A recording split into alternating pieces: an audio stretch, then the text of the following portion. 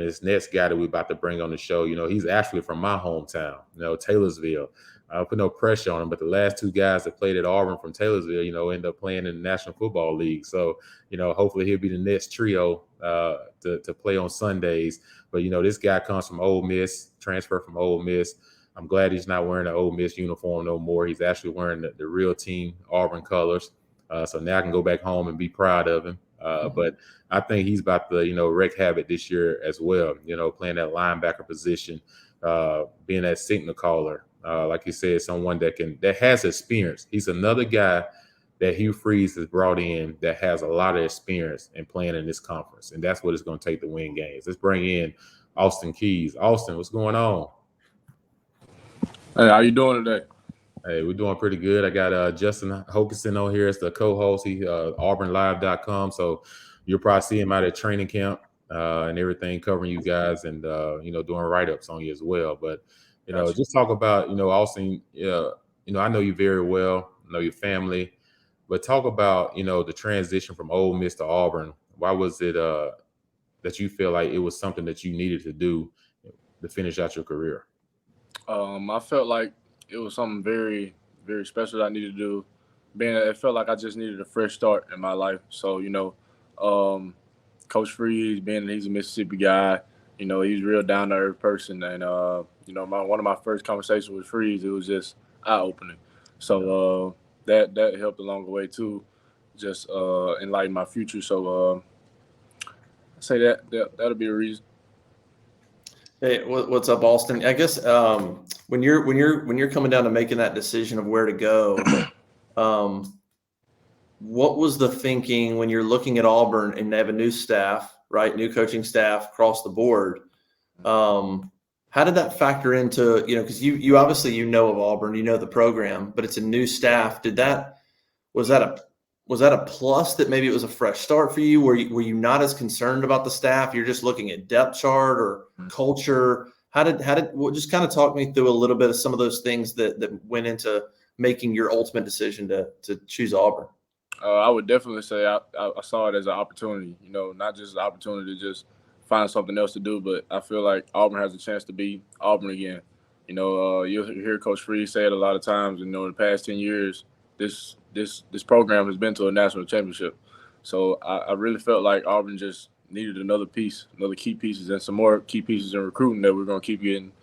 So I would say, like I said before, Coach Freeze did make a huge impact, being that he is a Mississippi guy, and I heard so much good stuff about him. And being that the coaching staff is so brand new, I mean, I've been a part of it, like a new coaching staff, and all it takes is just a few, like a good spring or a good fall camp, just put it together. Yeah, and Austin, then you come in with some guys like Jalen. You just got Jalen McLeod. You just got Larry Nitson. Justin Rogers, big D tackle that we just picked up, and Moselle Kite. You come in with some guys, Lawrence Johnson. The list kind of goes on.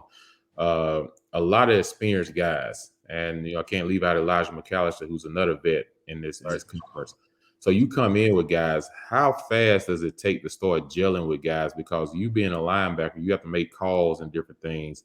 So how fast does it take to gel with these guys to get on the same page? I wouldn't just necessarily say how fast. I would just say how smooth the transition to be. Just hearing somebody a new voice around you. Being that Lawrence, he's just on the line. He's been hearing other voices, from different linebackers. So just getting them used to me. Getting used to your teammates. It takes time. Just getting in the film room together. Being that we work out together, so that helps. Seeing the struggle, and that'll just push the team as we go. Austin, talk me through kind of your role on the defense, where you're working, where you worked in the spring, where you're going to work in the fall, and then how you sort of fit into what Coach Roberts wants to do, maybe his expectations for the linebackers a little bit. Just sort of talk people through where you're going to be on the field and what your responsibilities are going to be. Most of the time, everybody will catch me just playing the mic position. I'll be might as well say the quarterback of the defense, Coach Roberts, man, I remember I played him in my bowl game. He's a very aggressive guy, I say. So you'll see us in the backfield, a few here and there, all the linebackers scrambling around, and just look forward to it. So mostly at Mike, you said, mostly in the middle? Yes, sir, mostly in the middle. So with you being in the middle, how much does it change when you're in a 34 defense for a Mike linebacker compared to a 4-3 defense? Because y'all going to swap up sometimes where you're in a 25 front, which is an under front, that sometimes you go to, you'll be in your 34, which is your base, but then sometimes you may go to a 4-3 depending on who you play. How does that change like your responsibilities? See, some of my responsibilities wouldn't change. Biggest change would probably be a gap. Just the littlest things as a gap. We got another rusher along the edge, so it'll probably just bump me over a gap, or it might just not be a gap in the middle as much as we put on a game or such as that. And I'll probably have the outside or a C gap or a D gap. Austin, what do you think about this linebacker group? You got Wesley Steiner coming back, Cam Riley coming back, but you're new to the mix. Larry Nixon's new to the mix. Robert Woodyard's a young kid who didn't play much last year, but has a bunch of ability. So it's kind of a mix of guys coming back with some infused with some guys coming in. How do you feel about the group? How many guys do you think will rotate? Is it going to try to rotate a lot of these guys in? Just kind of what's your feeling about the group going into August? I feel like we built. Being that we were all new, I feel like leadership played a very important role. A few guys stepped up from the back end. That wasn't very vocal at first, but they stepped up as leaders. Eugene, you'll see him out in the field going crazy, hollering his "Let's work." It gets everybody hyped. So you hope to see that in the fall. And then you got Wesley. He's always around, just hitting you on everything you need to do. Make sure you find him. You got Cam back. You got a few other guys, Larry. I'm just looking forward to it. Fall camp, we'll see. Yeah, speaking of fall camp, y'all kick off next Thursday and everything. So, you got a chance to go through spring. Some of these other newcomer guys, they came in, they didn't get a chance to go through spring. So what are some of the things over the summer y'all had to do to catch them up as far as players only sessions and different things like that? Can you repeat that again? I didn't really catch what you said. Yeah, so you talk about camp coming up next week, but you got during spring ball, you guys was able to participate in spring ball, but a lot of guys like Larry Nixon and everything, he wasn't able to participate in spring ball. But right. So what do you guys have done so far this summer to catch some of these guys up? So far this summer, we took individual and individual reps and 7-on-7s and kind of player-led stuff that'll just get us ready for the fall camp. We hitting on meetings and then we'll go walk through. So just stuff to keep it kept up with stuff.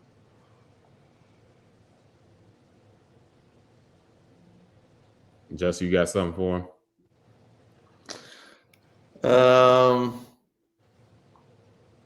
I guess so. You're talking about being sort of the Mike guy, the quarterback. Did you do a lot of that at Ole Miss? And how comfortable are you being in that role where so much depends on you, whether it's getting guys aligned on the front or whatever it is? Do you have some experience in that? Is that something relatively new for you? Yes, sir. It's very vital to me. I am experienced at being a vocal player, vocal all over the field. I do a good job, kind of mold myself to doing a good job of doing that. Being that I have that leadership of the quarterback of the defense, I have to be so vocal. Yeah. And answer this question. I know the NFL, they had a microphone to Mike linebacker's helmet. I've been removed from the game quite now, so I'm not sure if they put one in college, Mike linebacker's helmet. Nah, unless somebody like the different colleges have money other than we don't. I've not seen a mic since I've been in college. Yeah, so that being said, I like to do these quick fire rapid fire questions. What we like to do for our family here, Auburn family, that pace and subscribe for NIL for you guys to have a chance to make some money for yourselves. Talk about it a little bit. You a fishing guy. A lot of people don't know that. You turn your hat down, they'll probably see Big Bass Pro on there. Talk about how did you get into fishing, and have you met Coach Witt yet? Because that's someone you might need to meet here at Auburn that can allow you. I say, my grandparents had a little pond when I was growing up, and we all stayed by each other, so it was like a house, and another house, and she had the pond out there, and it was quite interesting because we had the little cane poles.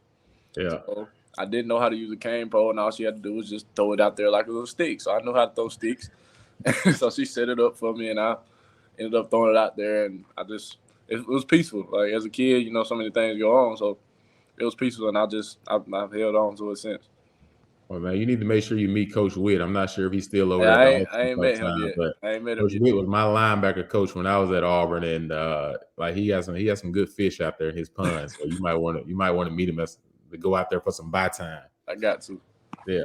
So you know, Auburn has a lot of traditions. You know, you had I was just talking to Jalen. You know, they rolled too much corner after a victory, which most of the time we don't get a chance to see because you're still in the locker room. But to see the eagle fly or tiger walk, which one are you most interested in? Can't wait to see come Saturdays. You know, I've grown up just watching the eagle fly at Auburn games, and it's been like, oh wow, that's a sight to see. But when I first got to Auburn and I saw the videos of the tiger walk, I was like, yeah, can't wait to experience that. So I'll probably say the tiger walk. Okay. So getting to the food section now, you know, you guys, you know, linebackers can eat. You know, I know y'all have y'all linebacker night where y'all go out and everything. And we all know you guys can eat wings and stuff. But what's your go-to meal a night before a game? Go-to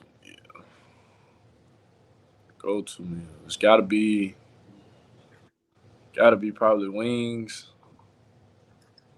with a side of salad, mashed potatoes, and some barbecue. Not the sweet salmon. Okay. That's the go-tos. Okay. So have you found a restaurant that's considered your favorite restaurant in Auburn yet? Ooh, Wingtown. Okay. Wingtown. Okay. Wingtown. Okay. I like it. So far. Oh, and Annie G's. Benny G's. Yeah, okay. Benny G's. Good soul food. Gotcha. That being said, though, you know, Auburn has different uniforms they wear. They wear the all white, and then at home they wear the navy on top with the white bottoms. And I think it was last year, Justin, or maybe in the year before, they threw out the orange face mask for a game. I saw that. What's something in the locker room that you guys talk about that y'all want to see as far as one uniform? You get one game to have a uniform. What's the color combination and what's the face mask? Like the uniforms we got now, or just the uniforms you got now. Like what's the one you can't wait to lace it up and perform in? Not gonna lie, I've been waiting on the orange chrome helmets for sure. And okay. I'm gonna have to go with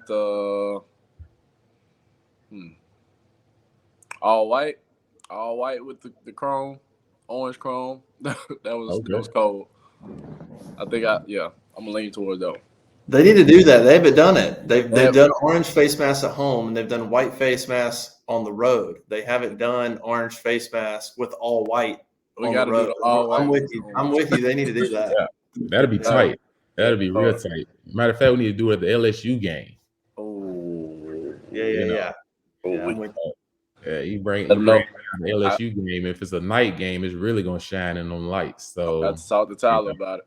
Yeah, you need to go talk to Tyler, man. Get in his head a little bit. You know, go ahead and push it on out there. That's sweet. But Austin, we appreciate you coming on the show, man. Like I said, it's On to Victory podcast. For the Auburn family, people to get to know you a little bit and everything, and look forward to seeing you play this fall. Wishing you great health and success this year, man. I think you're gonna be a difference maker for this program and getting a lot of W's in the win column. But before we let you go, we're about to bring on your buddy Wesley Steiner. Can you give me something on him? Something on him. Just give me something. He brought us some Georgia peaches. The whole team.